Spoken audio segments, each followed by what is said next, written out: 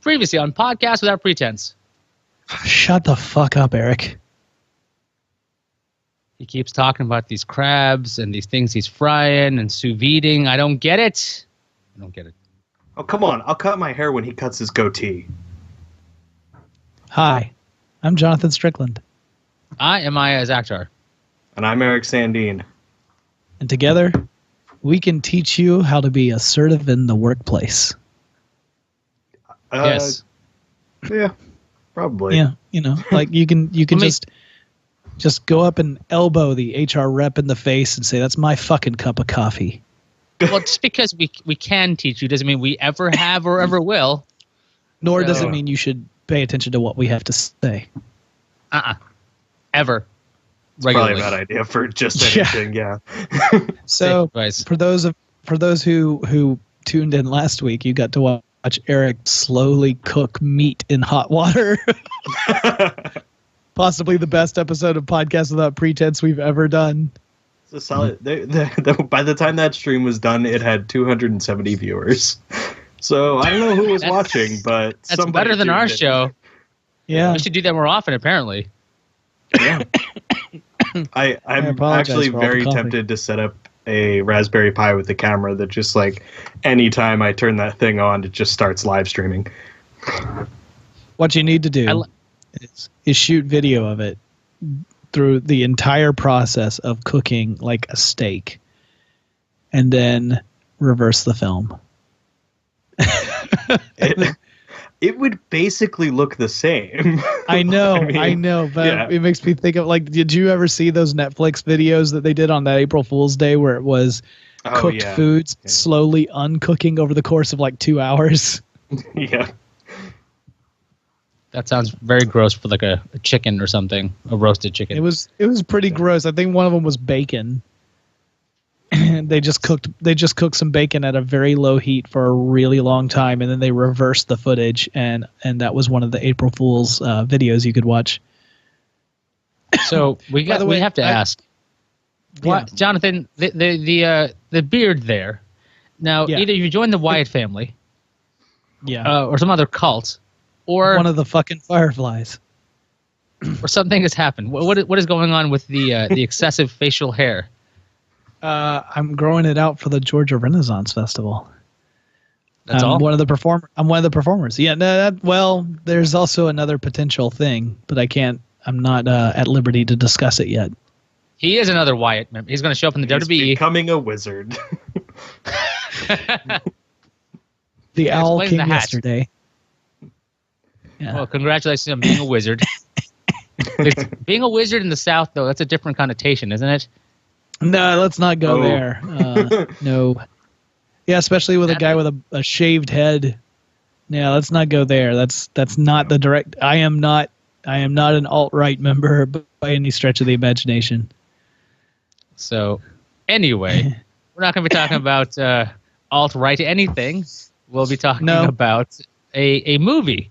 Because on this show, a lot of the times, we pick a movie to watch, not all together, but we watch the movie separately, and we decide we see how long somebody can watch the movie without a second screen, a distraction, or anything else, because we're so connected in today's world. We're like, can you actually watch a movie with all your attention at all? And like we've said before, there are no winners in this because we pick terrible movies, because if you watch it the longest, you've watched a shitty movie. If you gave up, well, you probably lost out when it comes to just sheer numbers to somebody else. So there is no win. Really, and this week, it's really just a measurement of our endurance and ability to pay full attention to something that does not merit it.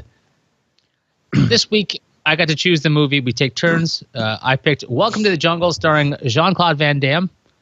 Starring being a generous term. Yeah. Well, he's got a large presence on the poster. Yes, he's featured. He's featured in the film. So, how long, Eric, did you watch this movie before you went to a second screen and or something else? So I have my time. I don't know where my notes went, but my time was 35 minutes, which is pretty long, I think. It was way more than I should have paid attention to this, but yeah. Wow. Jonathan, how long did you go? Depends on how you count it. So I got 10 minutes in before Comcast dropped the first time. Fuck you, Comcast. I got 15 minutes in when Comcast dropped it the second time. Fuck you, Comcast. You were extending this experience longer than it needed to be. I think by the time I actually officially switched to a second screen, like if we don't count that 10 minutes as being my time, because each time it came back, I gave my undivided attention to it, but it wasn't unbroken. So it would be 25 minutes once I got to the point where Comcast was fairly stable, and then by 25 minutes around that time, I opened up a second screen. Yeah, for me, I did not survive anywhere near as long as you guys did. I watched it today, and I was taking notes on my laptop, and at 4 minutes and 4 seconds, a tweet showed up on my screen, and I read it. I'm like, well, does that count? It counts because I mean, you had notifications enabled that automatically. Is that even already with the? That's not even the credits being finished yet. No, the credits were finished at this point because I have notes about this. I was just after that, I was kind of like, I'm glad I accidentally read that tweet because sometimes stuff shows up and I just try not to look at it, and that should count because that's not diverting my attention. But I saw it and I'm like, I'm going to read this because this movie sucks at 4 minutes in, and boy was I right. Let me give like a very quick synopsis of the general plot of the film before you jump into your notes. Eric does not know where his notes went. I didn't take any. So Ayaz will be providing the notes for this movie, but just to give you a quick synopsis of what the film is about. It's about a guy who works in an advertising agency. He's kind of a pushover because he's a nice guy. And the boss of the company sends his entire department out on a wilderness survival training exercise for a couple of days so that they learn how to develop the skills necessary to succeed in the cutthroat world of marketing and product packaging. And when he gets there, it turns out that he's actually pretty capable of surviving because he was an Eagle Scout. But the jackass coworker of his in the office who steals all his work is determined to continuously be top dog, alpha male. And so it is a quote-unquote comedy about the able-bodied Eagle Scout guy and a small group of coworkers against a Lord of the Flies-like cult on this island. And Jean-Claude Van Damme plays the guy who's supposed to provide the survival training for everybody, who has one of the moments that I thought at least approached comedy in the film. And yeah, it is a comedy. It is not terribly funny. It's pretty bad. It's not nearly as bad as some of the other stuff we've watched, but it wasn't good either. Is that a fair synopsis? Oh, and at the end of it, Eagle Scout guy and all of his coworkers save the asshole, get to go home. And then Eagle Scout guy decides to quit his job. The end. Yep, that's pretty much the movie. That's about it. Yeah. And so that's good to hear, because during this movie, I fast forwarded a shit ton of it because I didn't think it was going to be important. And so here's the thing. So far, everything you said, I am completely right in my understanding of the film. So I do have notes about this movie, which is an hour and 34 minutes. I finished it in approximately 55 minutes because... To be fair, wait. Before you go on, since you skipped around, Ayaz, I forget. My memory escapes me. Who picked this particular film? That would be me. I picked it. Fuck you, Ayaz. Picking a goddamn film and then skipping through the fucking thing. Well, listen, you had already written that it's not so good, and then Eric had written it's not memorable, and then after I was watching it for a while, I realized that I had made a huge mistake, because as I'm going through this movie, I am missing none of the beats. I am missing nothing as far as I can tell when it comes to the story, and there's nothing I can't understand without the little like predictable. Yeah. So it's pretty boring. So again, if you're watching the movie and you just want to get the idea of the movie, just fast forward and you'll see the little frames. Hopefully, if you have a Roku or something, you'll see the different frames as you go by, and you go, oh, they're fighting now. Oh, he went crazy. All right. He's gonna die now. Okay. All right. It's over. No one dies in this. Well, no, that's not true. Well, one person. There's a fake one death. Person dies in this movie. No, one person legit dies in this movie. Maybe I must have skipped that part. The pilot. Yeah. The pilot on the plane dies. Actually, no. I do remember him dying because he was being peed on. Yeah. So why don't you go ahead? Why don't you go ahead and give your notes? I will say there were at least 2 moments in this movie that I thought were, or no, 3 moments in this movie that I thought were approaching amusing. Like that, it didn't make me laugh, but at least I felt like it was close as it was going to get. Jonathan's lack of voice for this it makes it much sadder. Like you sound so much more depressed at how this movie let you down. This is as enthusiastic. If I try and push it any harder, then all I do is make a door hinge squeak sound. Yeah. So if this is your first episode ever, Jonathan normally does not sound like this. Normally sounds. He's usually full of life. Now it sounds like he had like some shrimp. So this is kind of a weird thing. Yeah, right, it does sound like that. My notes, and it even says in my notes, abridged, because I didn't watch the whole movie. 1 hour, 34 minutes. Seeing the poster again makes me regret my pick. We've got titles around a jungle as the camera swoops from place to place to let us see the credits and the title of the movie. Now onto a boardroom with toilet paper on a boardroom desk. Cast includes the president from 24, the guy who plays a sex addict in The League, and Adam Brody. I think that's his name. He was on The League too. He was good in that. He pitches a koala mascot and lands the account. Kristen Schall's in the scene too. Let's get me pregnant, says a woman. And then Chris, who's Adam Brody, wakes up and because that would be too crazy to be an actual intro. Chris wants to pitch his koala idea to the big boss. Sex addict asks to hear the pitch. 4 minutes and 4 seconds, I see a tweet. I think that counts as breaking concentration. The guy questions his koala bear ideas. Sex addict vetoes the koala bear idea. Break room scene. Brenda is Kristen Schaal. Jared is Mustache Man. I know him from something. Is he from Stranger Things, Suicide Squad, something? Do you guys recognize Jared? Yep. The IT guy? What's he from? Yep. Not Stranger Things. You were thinking that was the same guy who played the sheriff. It is not. Yeah, I know it's not accurate. No, I remember I looked him up on IMDb because I had the same response when I saw him. I'm like, I know I've seen him in something else. I cannot for the life. Oh, no, I do remember. He was in a film called Green Room, a really tense thriller horror kind of movie about a punk rock band that ends up witnessing a murder, and then they end up being blocked up inside a white supremacist nightclub. Is that the Patrick Stewart movie? Yeah, Patrick Stewart plays the nightclub owner. Well, the guy who is inside the room who they are holding hostage, the punk rock band's holding this guy hostage. It's the same actor who played Jared. He's the guy who has the gun originally inside the Green Room. By the way, Green Room, far better movie than this. Also, not a comedy and yet funnier. I believe that entirely. So we've got Suicide Squad, not the guy. He's the guy from Green Room, it turns out. A nice looking lady shows up, and she's the love interest. Chris drinks from a juice box. Presentation time. Chris missed the pitch meeting. Sex addict guy lied to Chris and pitched his koala Phil to an audience that loved it. Chris says he's going to talk to the boss about this. Mr. Crawford is President Palmer, also known as Allstate Man. I don't know the actor's name, but you guys know what I'm talking about. Crawford explains that Chris must have accidentally thought he invented the koala. Crawford explains that he thought at one point he had invented the BLT, which I thought was mildly amusing. Phil Traeger equals sex addict. Go ahead.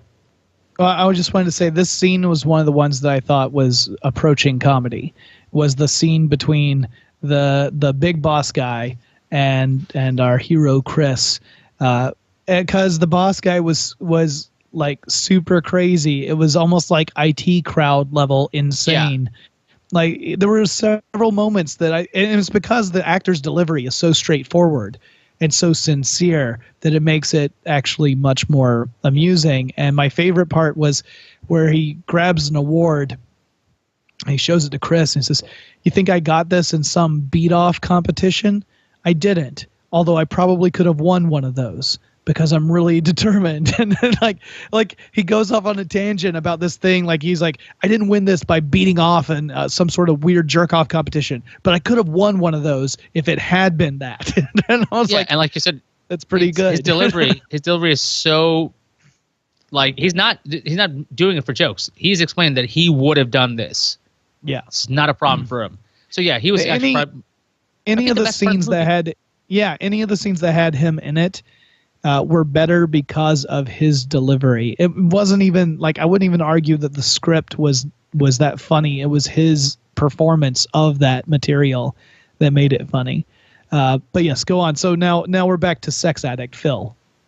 Yes, so Phil Traeger equals sex addict, and then we get to Van Damme appears in slow-mo wearing camo shorts, dog tags, and a tank top. Is he Guile in this movie? He walks into an office. Then we cut to President Palmer giving a presentation. Van Damme is seated behind him and wearing sunglasses, staring out to the audience. Leadership Wilderness Retreat coming up. There's a pamphlet with Van Damme on it. Let's see, where am I? His name is Storm Rothschild. He's a certified teamwork instructor. He says he went to the School of Hard Knocks. End of Rye for web design, which I thought was mildly funny. Let's see. Van Damme picks up Chris's pamphlet. Chris has written in a word balloon, "I need lube," because the picture of Van Damme shows quite the grimaced face. I think I confused this movie with Kangaroo Jack, is my next note, which I think is actually what happened there. So I made a mistake. I thought this was Kangaroo Jack, which actually has Jerry O'Connell and like a kangaroo, and not this. This is a jungle. I think it was around the same time.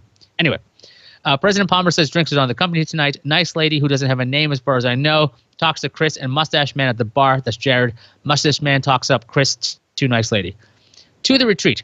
Storm meets people at the airport and takes them to a cargo plane, and a nice lady equals Lisa. Everyone thinks they're going to die on this plane. Hopefully they do, because this is boring. They get to the island, and Phil is looking at Tracy changing her clothes. There's the brief nudity that Strickland talked about. They make Phil as unlikable as possible with his comments about the women. When it comes to Lisa, Chris gets upset. So he pulls away the binoculars and winds up exposing himself to the girls out of the bushes here. And Phil stays behind the brush. They walk. Yeah, so the indication here is that the girls think that Chris was potentially spying on them, as opposed to Phil, who was actually spying on them. And so this is a running theme in the movie where someone else does something shitty and people assume that Chris is the one who did it. And Chris, of course, being the nice guy, the pushover guy, he doesn't stand up for himself. And so he ends up accepting a huge pile of shit that he is not responsible for. And this is supposed to make us feel sympathetic, but I just mostly felt like he was a douchebag.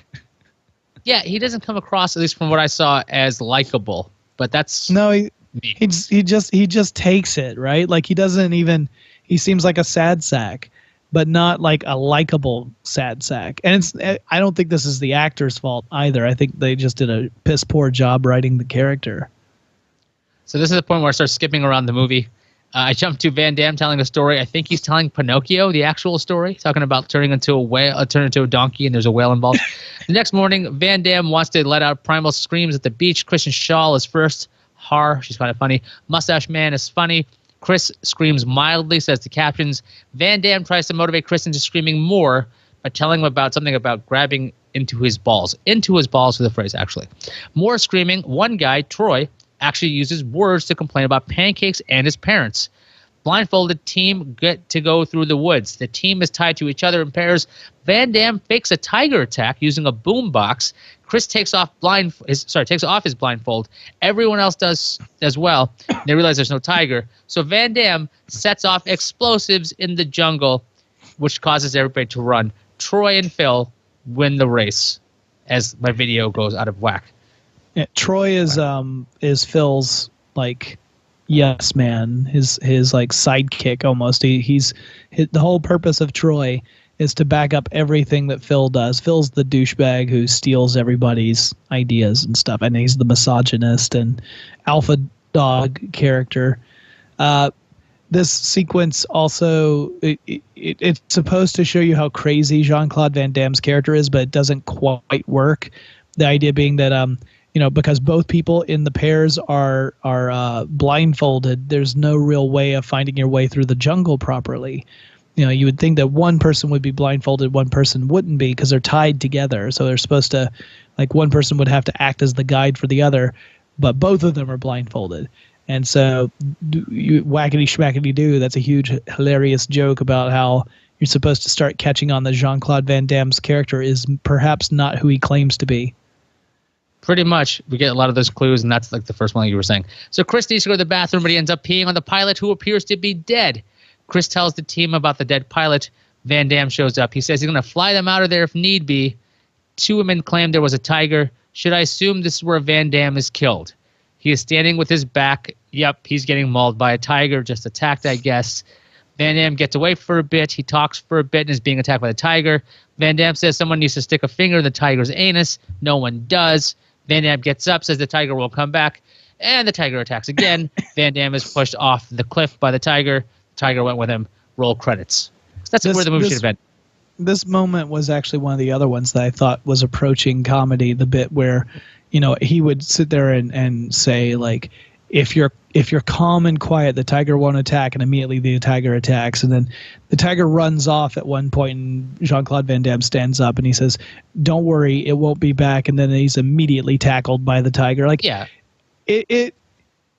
you understand the joke, but something mostly I think it's Jean-Claude Van Damme's delivery that makes it not work. His delivery is awful, which no big surprise, but. If it hadn't been for his delivery, that gag might have actually worked. It was an incredibly transparent joke. You knew it was coming from a mile away. I mean, the only thing that would have been surprising is if the tiger actually did not come back. That would have been the only surprising thing. But they botched it, mostly because, again, Jean-Claude Van Damme's delivery is god-awful. All right, so we're back here. We got post Van Damme's death. At least I thought it was his death at the time. Everyone is freaking out. They try to build a signal fire to get help. Chris is in charge. I fast forward. Let's see. Phil questions. Let's see. We got Eric. So Eric, by the way, you've been missing this whole time. You've missed nothing because you've seen the movie. I was watching the live stream, so yeah. Okay. All right, so and now we're back. So I'm finally at my notes where Van Damme is dead, or at least he appears to be dead. Everyone freaks out there. They try to build a signal fire. Chris is in charge. I fast forward again. Phil questions Chris's leadership. Phil shows up at the camp with a dead animal and coffee. Chris explains the meat is not safe to eat. Some people decide to eat against Chris's better judgment. There's hallucinogen in the coffee. People are rubbing themselves in dirt by a campfire. Okay. The next morning, people are strewn about the campsite as Chris walks towards the beach. The signal fire has since gone out. Chris argues with Phil about the fire. Phil says if Chris doesn't like the way Phil does things, Chris should form his own tribe. Jared and Brenda are with Chris. Lisa wants him to use active listening. This movie goes on for way too long here. Okay. Well, and this is the beginning of, Phil is promising his followers essentially a life of hedonistic pleasure while they await rescue. And again, everything about this movie is predictable. You see immediately that Phil is going to come to the conclusion that his life on this island is better because people are listening to him and will cater to his needs. And, they're having like these crazy orgies and stuff because they're all high on this hallucinogenic drug that they keep on taking, which ultimately makes this a whole cult-like experience. You see that coming from a mile away. Like as early as this scene, you know that that's going to be the big thing for the rest of the movie. And you know that the four people who split off are going to be the ones attempting to actually get rescued. And you even know at that point that Phil's going to end up trying to fuck all that up because he feels that if people come to the island, he'll have to go back to his normal life and no longer be, worshipped as a chieftain god. And I mean, all of this is apparent at this part of the movie, and there's more than an hour left to go. Yeah. Once you get to this part of the movie, you could pretty much just quit because you know how it ends. Yeah. No, I mean, there are no surprises. In fact, I'll go ahead and tell you what the third and final funny bit that I thought was in this film was, because I don't know if I actually saw it. There's a bit where Kristen Schall's character, I think Brenda, you said her name was Brenda in the movie. Brenda is trying to express her feelings about all the cursing that's been going on. And so she ends up self-censoring as she goes on to talk about, like, I've heard people saying F this, F that, S this, and the A, and then it just starts going on until it gets to a point where you're like, you have to actively listen to try and decipher what it is she's talking about, because the curses are getting more and more elaborate and obscure. And that part was kind of funny. And mostly because it was Kristen Schaal doing it. She's really a funny actress and funny comedian. That part I didn't see or hear or got to get to enjoy that, I guess. I'm just going to skip on my notes because you're right, because this is really kind of a dull movie. They have a plot since they want to get rescued. There's a team. There's the Chris tribe. They want to go build a radio. They go hang out with Van Damme because Van Damme isn't dead. They go to a bunker. He's got like half the parts for a transmitter radio there. They have half the parts at the plane. So they need the tribe. Chris's tribe needs to go over to the plane, get the parts, and build a working radio. All right. Right, but the plane is inside Phil's territory, so that's where the conflict comes in. That Chris's tribe has to figure out a way to get access to the plane, which is constantly under guard because, as we mentioned before, Phil doesn't want to be rescued. Right, and Phil has now become a god. His name is Orko for some reason. There's a statue built of him, very tall, somewhere on the hill, and that's happening. The tribe is doped up on Jimson weed, the hallucinogen that they were having. They're worshiping Phil as a god. Phil's tribe's got guards at the planes. Chris wants to talk to Phil. That doesn't really work out too well. Let's see. I fast forward again. Van Damme tells Chris that he needs to kick Phil's ass after Lisa told him the exact same thing. Radio, blah, blah, blah. Radio transmitter. We don't know if it works unless it makes contact.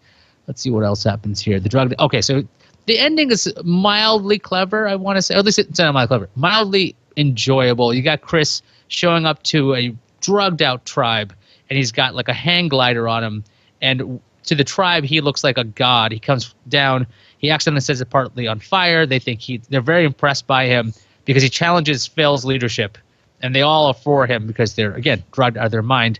And then I have my next note. The drugged out tribe is impressed. How the hell is there still 15 minutes left? Because there's still 15 minutes after this. So like they're solving this fight. So Phil and Chris fight, and Phil's about to machete Chris, but Van Damme appears and kicks Phil in the face in a classic slow-mo, intense, crazy face. He screams a lot. This I thought was mildly amusing because they actually cut from slow-mo to regular speed. So Van Damme is still kind of going, rah, and making these loud noises and posing slowly.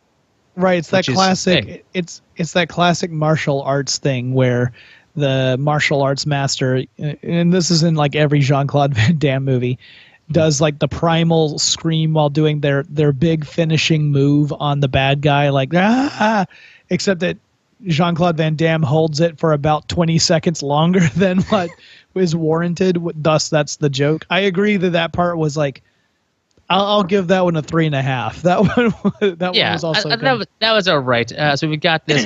So Phil, they fight the Van Damme thing. Screams lots, mildly amusing. How the hell is there 10 minutes left? Chris sets Phil's statue on fire as a signal. They all run to the beach where a ship is nearby, so the signal must have worked. The boat shows up. They take everybody to land. Van Damme says the whole thing was a test. I liked that as a joke. He admits he was lying again. Van Damme is then arrested for impersonating an officer by the Navy. Van Damme asks Chris to write him while he's in prison. Van Damme explains Lisa has a crush on Chris. They kiss. Back to the office, Chris is made a senior VP of design by President Palmer. Chris gets Phil's old office. Chris quits his job, and Lisa quits too, and that's the end of the movie. So, there you go. Not a lot of great jokes in this movie. They also had a post-credits scene where it cuts back to the island and Phil is still there.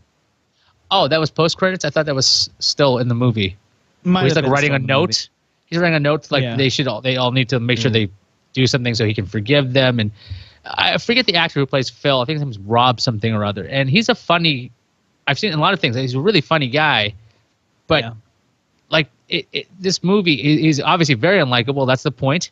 And it's grating. It's really grating because, again, I've only seen the 55 minutes of this hour and a half movie.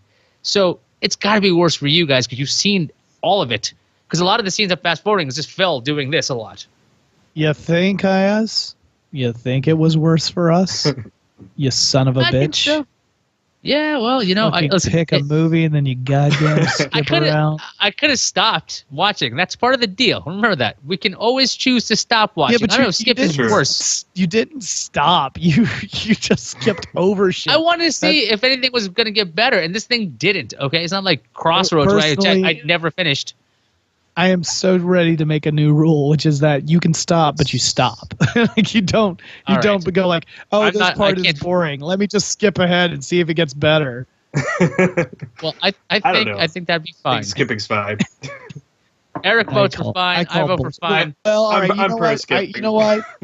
I can't really complain because I've done it before. I remember Big Money Rustlers. I did not watch the whole thing, but I did skip to the end and watch the very end of the sequence and then think I didn't miss anything.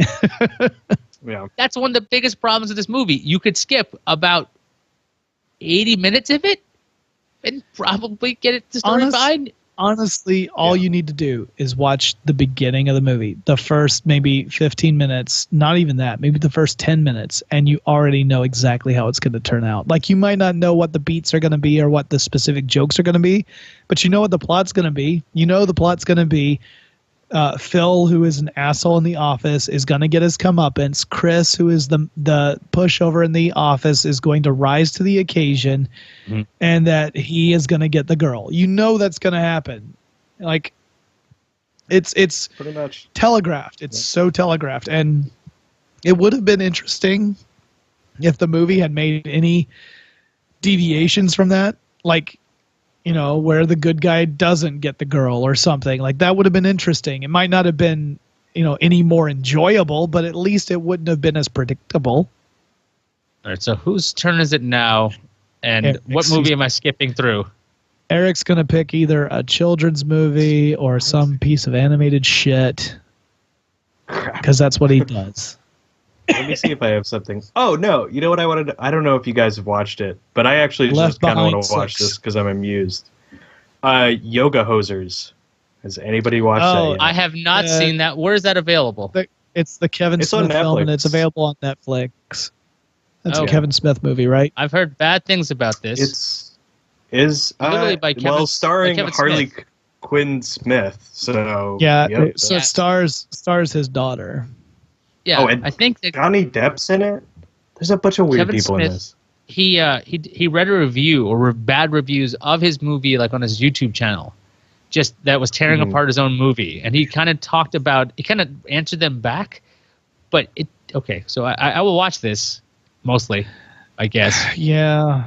I'm full disclosure. I am not a Kevin Smith fan, but I will. I mean, that's the deal. Is we watch it. Like, I don't even like the movies that are considered good ones from Kevin Smith. I didn't know it was Kevin Smith. I just heard Yoga Fanatics, Hockey, and Nazis, and it sounded pretty good.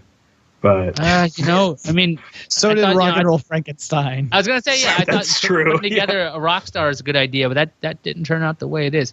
All right. Is there anything else we want to cover before we check out the next episode of Podcast or Pretense? I got nothing else, guys. I mean, I would normally talk more, but as you can tell, that's just not really in the cards for me today. His power of speech is now in his beard. Eric, anything? I'm all right.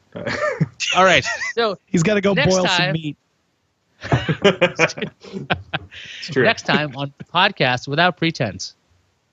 God damn it, Eric, speak up. And so that was the last time I tried to fry a garbage can. I mean, who would have known that it predicted this that well? Like, it's dead on. The reviews pre-2017 should probably be rethought.